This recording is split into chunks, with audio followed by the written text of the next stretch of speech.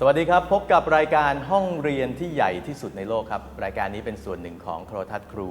โดยสำนักงานคณะกรรมการการอุดมศึกษาครับวันนี้จะปลูกฝังให้เด็กๆนักเรียนรักการอ่านกันครับ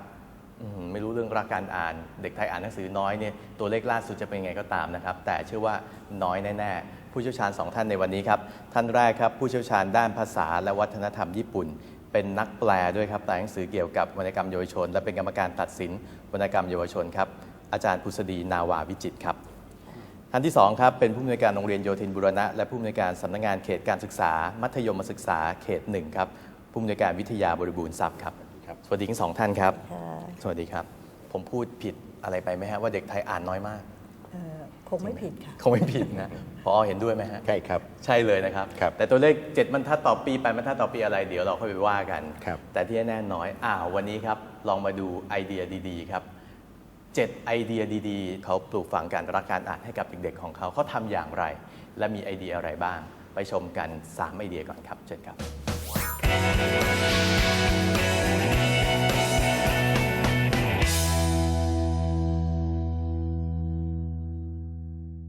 Yeah, let's go. Are we ready? Something remarkable is happening at Werneth School in Stockport. All the students in school drop everything and read for 20 minutes. It's all about reading, and it's also about improving results. And while they're reading, we run around taking photos. My dad's a doctor, my mum's a dentist. Two major nerds who fell in love during their hibernations at Monash University Medical Library. They were both born in Bethlehem, are about 52 years old. Okay, this is PE in the sports hall. Our students here is playing badminton today, but they've dropped everything to read for 20 minutes. In fact, for many of them, they never know where it started. Right, our 20 minutes of Drop Everything and Read is now up, so Sally and I are going to be meeting this afternoon, period 4, and during that meeting we'll start looking at the footage and put it together for our summer challenge. So how did you think Drop Everything and Read went this morning then?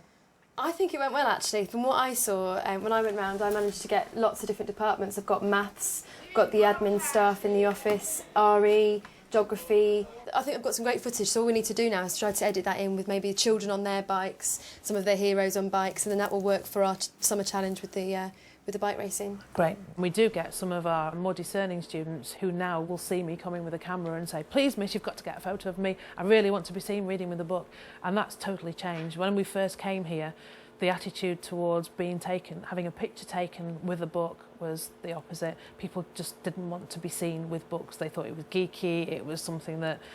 wasn't the thing to be caught doing, and that's totally changed now. Drop Everything and Read is just one initiative which is aimed at changing attitudes like this. I can read when I need to read, but I choose not to read. If I had a choice between a DVD on watching something to learn about something for an essay and reading a massive book, I'd rather watch a DVD because it's easier. We often hear kids saying, I don't like reading. I don't subscribe to that view for any one child. That's zero tolerance of that view, really. What they really mean is, I don't like what I've read yet. So it's about finding that spark for each and every individual and personalising their own diet of reading and literacy to make sure that we set them all on fire. And I think to a large extent we've done it. I never used to like reading much, but I just read a book and I found that I actually thoroughly enjoyed it. Reading's one of the key qualities that you need during life, isn't it? So I thought that I might as well just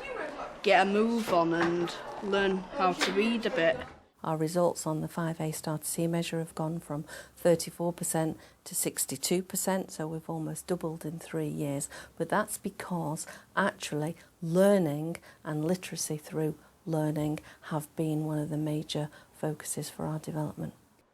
Librarian Nikki Heath is the driving force behind many of the reading initiatives in school. It's also her idea to recruit pupil librarians. We have around 80 students on our waiting list for our pupil librarians at the minute. I have 10 student librarians who come and work in my office 5 times over the fortnight at lunchtimes and then twice in break times. I've got a very, very quick agenda here myself of some of the issues that I've got with you, but I'm sure... The pupil librarians help to run the library system, checking books in and out. But more importantly, their participation helps to get other pupils involved in reading. Creating a customer service questionnaire about the library to see what people think of it when they come in and everything to do with that. Is that what we talked about in the meeting yesterday? Yeah. Excellent, thank you. I love being a pupil librarian. I wanted to be one since I got here because I just wanted to help people with the reading and recommend books to them. The library also doubles as a classroom when English lessons, these for Year 7 pupils, are relocated there once a week. โอ้เขาหยุดทุกอย่างเลยครับทำอะไรอยู่ให้หยุดเลยเพื่อมาอ่านแล้วก็ให้เด็กอ่านตามความต้องการของตัวเองแล้วก็เป็นมีบรรณารักษ์นักเรียน3วิธีนี้ใช้ในบ้านเรานี่ได้ไหมฮะผอ.ว่าไงครับปัจจุบันนี้นะครับโครงการนี้เราทำอยู่แล้วอ๋อแล้วครับส่วนใหญ่โรงเรียนแล้วนี่ก็จะใช้ในช่วงเวลาที่หลังจากเคารพธงชาติบ้างแล้วก็ก่อนจะเข้าห้องเรียนให้เด็กทุกชั้นทุกคนเนี่ยได้มีส่วนในการอ่าน15 นาทีคือตอนนั้นจะไม่เข้าห้องเรียนครับเราอยู่กี่นาทีนะ15 นาที15 นาทีเบรกแล้วก็ให้เด็กฝึกษาอ่านในสิ่งที่เขาสนใจหรือว่าที่โรงเรียนจะจัดหมุนเวียนไปให้อ่านแล้วก็บางโรงเรียนก็จะเป็นตอนก่อนเรียนก่อนกลับบ้านนะครับการอ่านอย่างนี้เนี่ยเราในประเทศไทยเราเนี่ยโรงเรียนของเราทำเกือบทุกแห่งแล้วเด็กอ่านกันไหมฮะเด็กอ่านครับไม่ใช่พอให้หยุดปุ๊บเด็กไปเล่นเกมหรือไปทำอย่างอื่นเลยการอ่านตรงนี้เนี่ยจะอยู่ในการดูแลของครูประจำชั้นหรืออาจารย์ที่ปรึกษาครับผมอาจารย์ผุษดีครับคิดว่าการที่ให้เด็กเลือกเลยอยากอ่านอะไรชอบอะไรความต้องการเขาเอาเลยดียังไงฮะก็อย่างน้อยก็ทำให้เด็กไม่รู้สึกว่าถูกบังคับครับค่ะคือเริ่มจากสิ่งที่เขาชอบสิ่งที่เขาสนใจก่อนเนี่ยก็น่าจะเป็นการเริ่มที่ดีการจัดบรรณารักษ์นักเรียนนะครับให้เด็กนักเรียนมาเป็นบรรณารักษ์เนี่ยมันจะไปเสริมสร้างให้เขาอ่านมากขึ้นได้ยังไงฮะสำหรับในเรื่องนี้นะครับในโรงเรียนจะเรียกว่าเกือบทุกแห่งนะครับเราจะมีนักเรียนที่มาช่วยงานห้องสมุดเนี่ยเราเรียกเด็กเหล่านี้ว่าบรรณารักษ์น้อยจะทำหน้าที่ช่วยบรรณารักษ์ของโรงเรียนในห้องสมุดในการแนะนำหนังสือยืมหนังสือจัดเก็บหนังสือซ่อมหนังสือแต่ก่อนที่จะเป็นตรงนี้ได้เนี่ยจะรับการอบรมฝึกจากบรรณารักษ์ว่าต้องทำงานอย่างไรภารกิจหน้าที่อย่างไรแต่พอว่าเขาจะได้อ่านด้วยไหมฮะเขาอ่านครับไม่เช่นนั้นเขาจะไม่ค่อยจะชี้แจงเพื่อนได้ไม่ดีเท่าที่ควรนะครับเขาจะรู้เรื่องหนังสืออยู่ตรงไหนอันนี้ตามความสมัครใจตามความสมัครใจตามผู้สนใจครับคิดว่าเขาจะต้องเป็นเด็กที่รักการอ่านอยู่แล้วค่ะคนที่มาเป็นบรรณารักษ์น้อยนะคะคือต้องมีพื้นอยู่แล้วที่จะอยากอ่านหนังสือชอบอ่านหนังสืออยากมาทำงานในห้องสมุดอยากแนะนำให้เพื่อนๆได้อ่านหนังสือบ้างคือที่เมื่อกี้เราพูดกันว่าเด็กไทยอ่านหนังสือน้อยเนี่ยไม่ใช่ทุกคนค่ะซึ่งไอเดียนี้อาจจะก็เหมาะกับเด็กที่ชอบอ่านอยู่แล้วแต่เรากำลังจะดึงเด็กที่ไม่ชอบอ่านบางคนเกลียดการอ่านเลยก็มีเนี่ยให้กลับมาอ่านใน3ไอเดียแรกเนี่ยอาจารย์คิดว่าจะได้ผลมากแค่ไหนหรือไหนเหมาะกับเด็กไทยอันไหนอาจจะไม่เหมาะกับเด็กไทยอย่างที่ท่านผอ.พูดไว้เรื่องการหยุดทุกอย่างเพื่ออ่านหนังสือเนี่ยจะเห็นว่าของไทยก็ทำแบบไทยคือว่าเราทำแบบอังกฤษไม่ได้ที่อังกฤษเขาจะ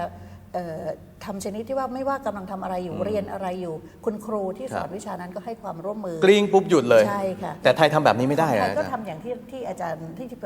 อ.เล่าว่าใช้เวลาช่วงก่อนเข้าเรียนตอนเช้าซึ่งนั่นก็เป็นวิธีที่ปรับสถานการณ์ของโรงเรียนไทยมาทำกิจกรรมอันนี้ค่ะซึ่งก็ดีค่ะในมุมมองของอาจารย์มีช่วงเวลาไหนไหมฮะที่อาจจะเหมาะกับเด็กไทยมากกว่านอกจากตอนก่อนเข้าเรียนตอนเช้าหรือว่าก่อนเลิกเรียน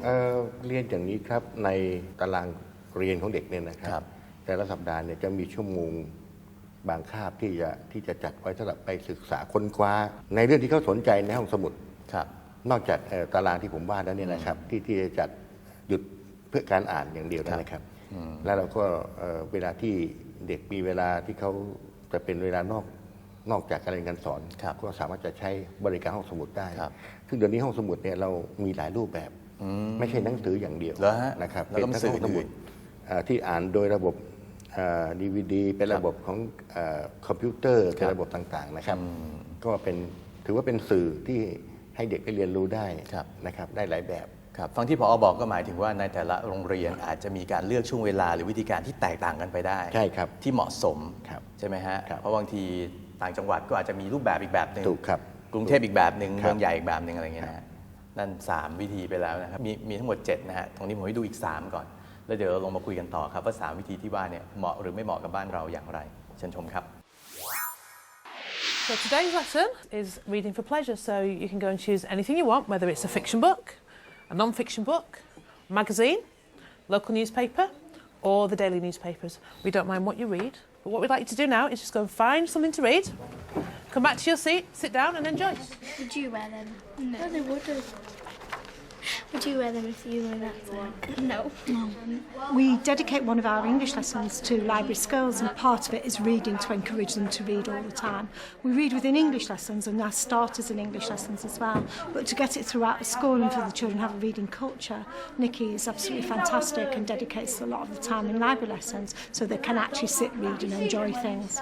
We find particularly with the boys that it encourages them to read so that they're not just reading in English lessons. I think moving away from the traditional they must read a novel has been quite important as well. They mustn't necessarily read a novel. Start them off with a comic, start them off with a magazine, give them a newspaper, and then you'll grasp their attention and then they'll want to read. I'm reading a comic